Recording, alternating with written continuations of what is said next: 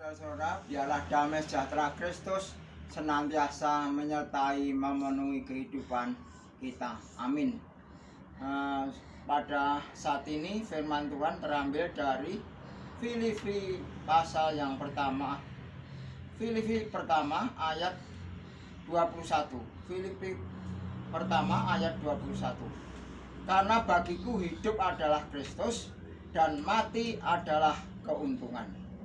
Ya, karena bagiku hidup adalah Kristus.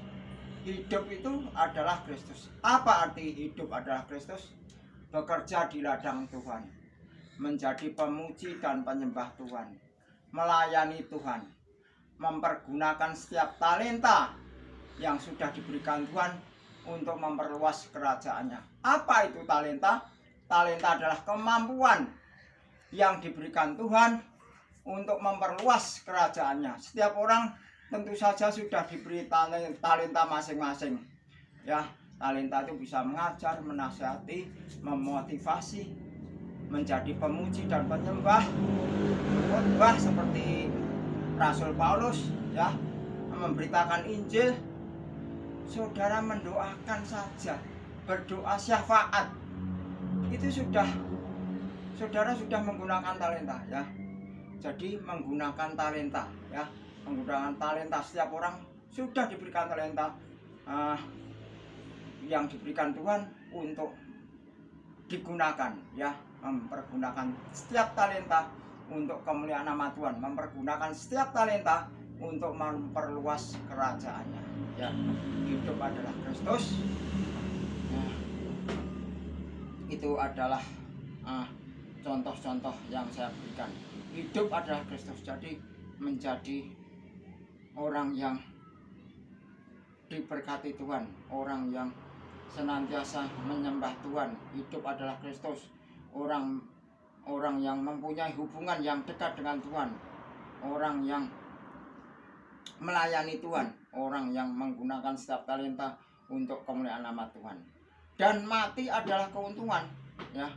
Mengapa dikatakan mati adalah keuntungan? Ketika kita hidup, kita membangun hubungan yang dekat dengan Tuhan. Ketika kita hidup, kita bekerja di ladang Tuhan.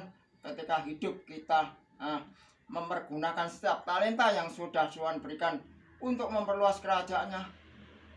Ketika kita mati, sudah mendapat tempat di sisinya, sudah mendapat pahala, mahkota kehidupan disediakan bagi kita. Cara mati bukan sebagai ukuran, saudara-saudara. Cara mati itu bukan sebagai ukuran, ya. Cara mati itu bisa mati karena sakit, mati karena tua, mati karena mendapat musibah, atau mendapat kecelakaan, atau kena COVID. Bukan sebagai ukuran. Kita bisa lihat contoh di Alkitab, Stefanus. Stefanus itu matinya dirajam, dilempari batu sampai mati. Rasul-rasul yang lain matinya dianiaya, bahkan sampai disalib secara terbalik, ya. Tuhan Yesus sendiri matinya sangat mengenaskan, sangat menyakitkan, ya. Dia begitu menderita, dianiaya sampai mati di atas kayu salib untuk suatu penebusan dosa-dosa kita. Jadi yang dinilai bukan matinya, tetapi cara hidupnya. Cara hidupnya di dunia itu bagaimana? Apakah cara hidupnya sudah membangun hubungan yang dekat dengan Tuhan atau tidak? Cara hidupnya di dunia suka menyembah Tuhan, memuji Tuhan atau tidak? Cara hidupnya di dunia suka melayani Tuhan atau tidak? Cara hidupnya menggunakan setiap talenta yang Tuhan berikan atau tidak? Ya. Ketika kita bekerja di ladang Tuhan, kita melayani Tuhan, kita mempergunakan setiap talenta yang Tuhan berikan, kita membangun hubungan yang dekat dengan Tuhan, kita suka memuji menyembah Tuhan, pasti nanti ketika kita dipanggil, entah kapan, tetapi yang satu kepastian adalah ketika hidup kita berkenan di hati Tuhan, ketika kita mati di tangan Tuhan, ya, mati di dalam Tuhan. Artinya apa? Kerajaan surga terbuka lebar bagi kita yang hidup di dalam Tuhan, bagi kita yang membangun hubungan yang dekat dengan Tuhan. Bagi kita yang suka memuji menyembah Tuhan, ya, bekerja di ladang Tuhan, mempergunakan setiap talenta yang Tuhan sudah berikan kepada Tuhan. Dan mahkota kehidupan menanti kita ketika kita kelak dipanggil menghadap kehadirannya. Maka saudara-saudara, untuk itu ketika kita masih diberi kesempatan hidup, gunakan setiap waktu yang ada untuk memperluas kerajaannya. Hidup yang berkenan di hati Tuhan, hidup dalam kekudusan. Tanpa kekudusan kita tidak bisa masuk dalam kerajaannya, ya. Sebab Allah kudus. Kuduslah kamu sebab aku kudus, demikian firman Tuhan.